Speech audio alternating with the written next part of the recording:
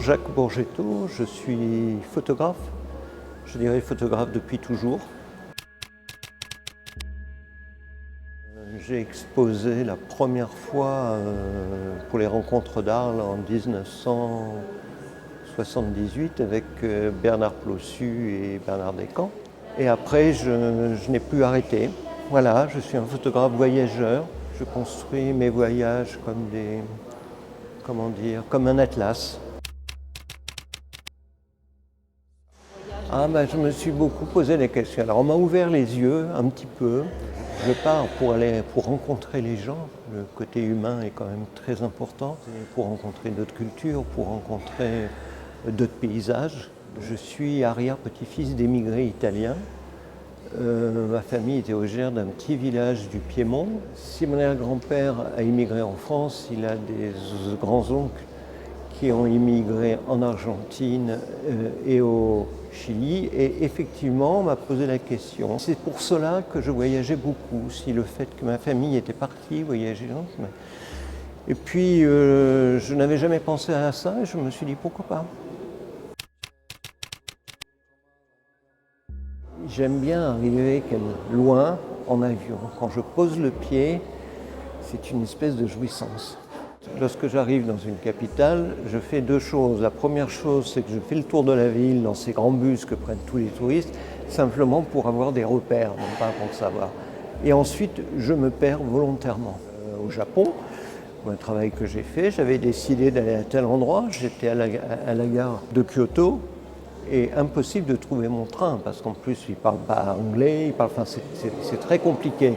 À un moment donné, j'en ai eu ras-le-bol. Comme j'avais un pass pour voyager, j'ai pris le premier train et je suis rentré dedans.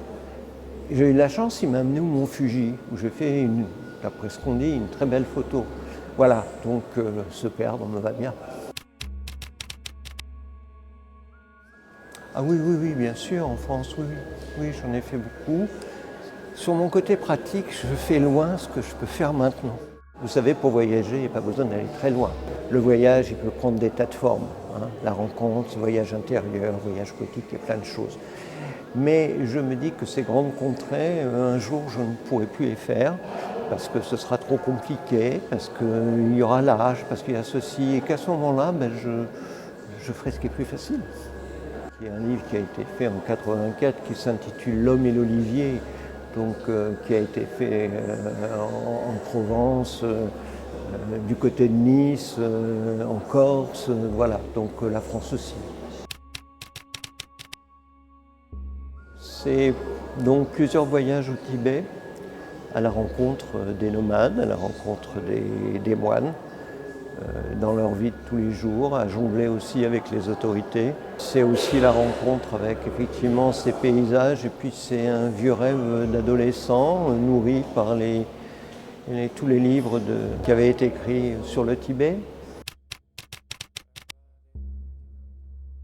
Là, je n'attends qu'une chose, je pars au Mexique tout le mois d'avril et je compte les jours. Alors d'abord, il y a une exposition à Rome, et une autre exposition à Marseille, là, avant le mois de juillet, puis il y a effectivement ce voyage au Mexique. Je suis en train de préparer en avril.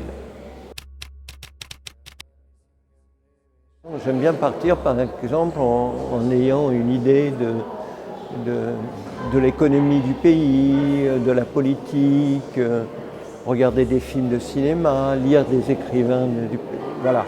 Alors, on peut dire aussi que pour être plus pur, il vaudrait mieux ne rien voir, ne rien lire, ne rien entendre. Quel que soit le photographe, je pense, même ça qu'on n'est pas question, on n'a pas une écriture photographique comme ça. Cette écriture photographique, elle se construit tout au long de sa vie. Elle se construit par la musique, elle se construit par la peinture, elle se construit par la littérature. C'est toutes ces choses-là qui se mettent en place et qui fait qu'à un moment donné, on va appuyer sur un bouton et que finalement, quand on regarde l'ensemble, ça tient la route. Du reportage, on va vite, on fait très vite les choses, on avance, etc. Moi, je construis l'image, je prends le temps, je joue sur la composition, sur des images qui se répondent.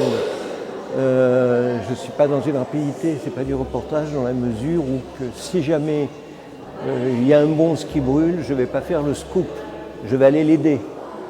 Je sens. Tout est en place. Il me manque un petit élément. Ce petit élément, je suis à l'attendre.